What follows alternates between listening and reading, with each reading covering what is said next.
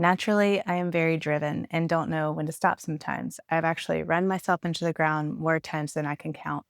But after several years of intentional practice and my husband's help, I have learned to embrace slow living in our home, and it has greatly blessed our family.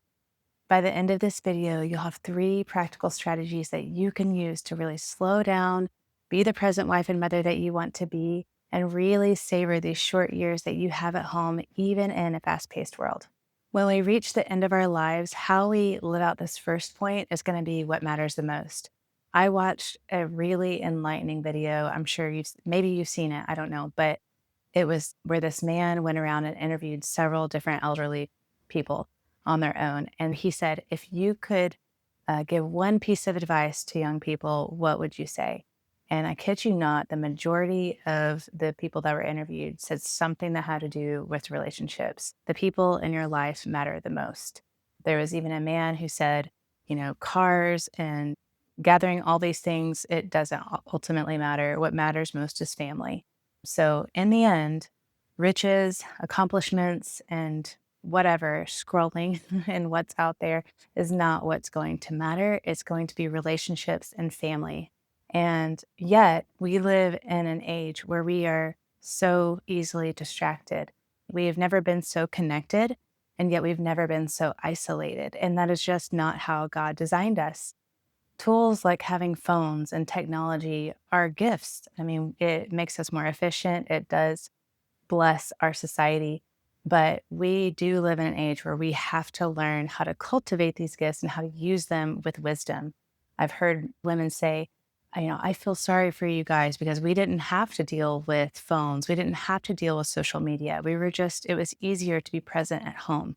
And for us, it's honestly easier to be a busybody, to be in everybody else's home through their screens. So, anyway, we want to use these tools to learn and we can use them for very good things. The tool itself is not the problem, it's how we use it. So we just need to learn how to use it with wisdom. Let's not let these devices be like the locusts that eat away at the years of precious time that we have with our family. I have felt that pull. I've been that distracted mother with one foot in and one foot out, and I am just determined not to let that happen. One way that I do that is having rhythms of focused relational time. I don't know if you've heard about Sally Clarkson. She's wonderful. If you haven't read any of her books, I highly recommend it. But she talks about having rhythms of relationships or having rhythms throughout the day in your home where you're making eye contact with your children. Like when they walk into the room first thing in the morning, you look at them and you smile, or, having different rhythms like that, saying kind and life giving words to them before they go to sleep, just to make sure that those things are happening. For me, that looks like having rhythms of focused relational time. And that's rhythms throughout the days and the weeks where I am literally putting my phone away. I'm completely focused on the family member or family members, and I'm resisting any urge to multitask. So some of those times that I do that are during date night or in the evenings with my husband, during school, during family worship, or during mommy time. And mommy time is basically where I pick a child per day and we have 15 to 20 minutes of time together doing an activity together, just me and that child. It's just devoted to them and where they can have one-on-one time with me. And sometimes if I'm going to run an errand, that might be their mommy time, but generally that's what that means. That has been a really big blessing to our home, and it's a helpful discipline and it's a helpful rhythm to know that these are the times that the phone goes away and I am 100% present in there. And that naturally cultivates a really warm family culture.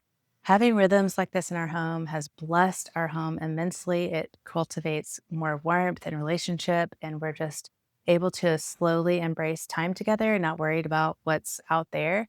But this next point is a powerful way to embrace slow living because it's God given. If you want some help getting started on creating rhythms like this in your home, I created a free mini training that will help you do just that. I'll link it down below. The Bible tells us that the Sabbath was made for man. Man was not made for the Sabbath.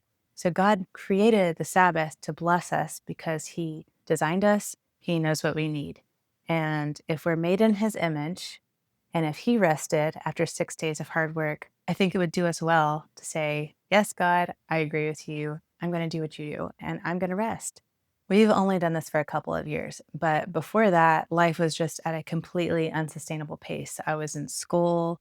I was still working at the time, and we had just adopted the girls, and we had a baby, and we were just married. And it was just, I mean, life was bursting at the seams, and it was completely unsustainable. It was not good for anyone's cortisol levels. It wasn't good for our growing young family, our relationships. It was not good.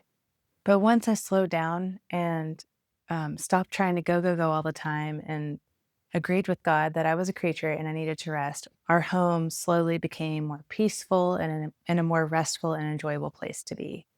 And part of that has been incorporating Sabbath into our week. So, when to take your Sabbath? I would obviously say sometime on the weekend. Some people do it on Sundays. We like to do it on Saturdays because that means we just don't have to go anywhere. Sundays are absolutely restful and rejuvenating for the soul, but not so much for the body when you've got a bunch of little children running around. So, we just really like having Saturdays as the day that we just have relaxed family time together. We don't really have plans. We just have complete freedom to do whatever would be restful and enjoyable on that day. But for Sabbath to actually feel restful for mom, it does require some forethought and some planning and some practice. But with those things in place, you will figure it out and it's so worth it. It really is, you guys. So for our home, what I found that works is we do some deep cleaning on Friday, the kids and I do, to prepare for the weekend so that I don't have to really think about it. So that I'm not having to spend much time in the kitchen on Saturday, I actually do some of the prep work on Wednesday when I have my kitchen day. And usually I still try to keep Saturdays incredibly simple, but I like to have a nice breakfast for the family on Saturday morning. So I'll usually prepare that on Wednesday and then pop it in the freezer or in the fridge for the weekend. And then for lunch and dinner, we usually have very simple lunches like finger foods or sandwiches, quesadillas, something like that. And then for the evening, we do homemade pizza. The key is just keeping it simple. So could you have the same thing on Saturday nights or the same type of food on Saturday nights so that you're not really having to think a whole lot about it? It doesn't need to be a big ordeal in order for us to rest. It does take some work, but it shouldn't be over the top, if you know what I mean. So what do you do on Sabbath?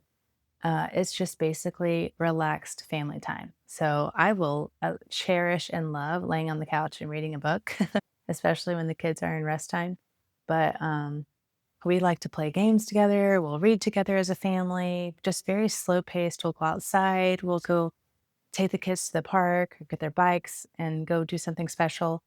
But it's just, again, it's a very free for all day. We may or may not make plans with friends, but usually we leave the calendar day pretty open. We don't really like to obligate ourselves to do anything. It's just really nice to know that we have that day coming up. It gives motivation for the week to work hard, knowing that there is an appointed end to the hard work. We have a day where we're going to be able to rest and just take it easy. It's been a great blessing to us, and we love the family time together. So Sabbath is only one day of the week. What about slow living for the rest of the week? That's what I'm going to talk about next, and it's actually more simple than you think. Our life in our home is happily very full, but if I'm not intentional about how we structure our days and our weeks, it will easily derail and get overloaded and very chaotic, and that's just not good for anybody. It's especially for a young family. It's not good for our connection. It's not good for our kids. I'm not able to really tend to them or train them and be intentional with them in the way that I want to be. It's not good for our marriage if we're constantly going all the time. We're not really connecting. It's not good for anyone's sleep. It's just not helpful. So, the way that we guard our weeks and our days and prevent that from happening is having rhythms of margin, leaving lots of space for life to happen and basically creating times of rest. So, some weekly rhythms that we've done, we've already talked about one, it's Sabbath. I highly recommend that. And then another thing that has really blessed our family, if it works for you, I know not everybody likes doing this, but I really like consolidating errands onto one day if possible. It does not always work out that way, but I try to aim for appointments and outings all on one day so that I'm not going all throughout the week. That just doesn't serve our family. I just really like having regular rhythms at home to where we can be here, we can be present, and we're not just going all the time. So I like to consolidate that into one day, and that's really helped us. Another thing that I like to think about whenever I'm looking at my week as a whole is how many times am I hosting or how many times are we going out and doing play dates or things like that. So I think it's again going to look very different for every family depending on how many kids, what their ages are, things like that. But for us right now, it's helpful for us to limit how often that's happening. We are a very social family and have in the past erred on the side of doing too much. I very firmly believe in the biblical mandate to provide hospitality. And so we actually very regularly do that. Usually we host once a week in our home, and that's usually on Friday nights on our Sabbath dinner. We'll have somebody over into our home. But yeah, we just like to limit how often that's happening so that we don't completely overload our schedule. We like to have our evenings together as a family and make sure that that's happening. So I do think it is important to spend time with people. Absolutely. I think it's important to host people in your home, but the bandwidth that you have as a family is just going to look different for everybody. And for us, that just means hosting once a week and kind of limiting it to that most of the time. There are definitely exceptions. So those are the things that I think about whenever I'm looking at the week. But whenever I'm looking at the days, I also like to create margin by having a daily rest time and then by creating plenty of margin when doing activities like going out the door or making dinner. I used to tend to try to squeeze as much as I could into a little bit of time. That does not help. That's the enemy of patience, and that is the enemy of having a peaceful home. And yeah, so I try to leave plenty of time for things to happen because life inevitably happens. You have to tend to squabbles, whatever. So, um, yeah, and I do like to invite the kids when I can to help me make dinner. So leave plenty of margin to do activities, and then the daily rest time will always happen as long as my children are in this home. My younger kids will sleep, and then my older kids will have quiet activities in the basement where they have that's where their toys are. And that just has been really helpful at helping everybody embrace slow living and having margin, having time to live life at a slower pace and not feel like we're going all the time. So it's helpful for the kids, it's helpful for mom. And yeah, that's just been such a blessing to our home. If you're ready to start living more intentionally and build some of this life giving structure into your home, keep an eye out. My free masterclass is coming out soon. And until then, you can grab that free mini training that I mentioned earlier. It's going to be linked down below. It'll definitely get you started in the right direction, and you'll be the first to know when that masterclass comes out. Also, I'd love to hear ways that you embrace slow living in your home. If you have any ideas, I'm always looking for more. Let me know in the comments below. Thank you so much for watching, and I'll see you in the next one.